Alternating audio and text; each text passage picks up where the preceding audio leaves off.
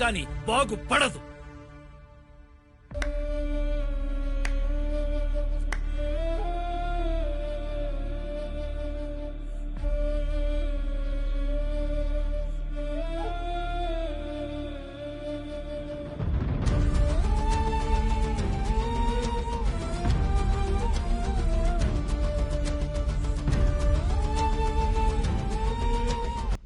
ఇప్పుడైనా చెప్పండి అయ్యా, ఎందుకు ఇలా ఉన్నారు?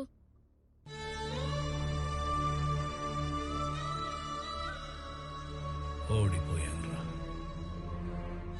జనానికి మాటిచ్చి నిలబెట్టుకోలేని అసమర్థునైపోయాను. ఏమైందయ్యా, ఎందుకు ఇలా మాట్లాడుతున్నారు?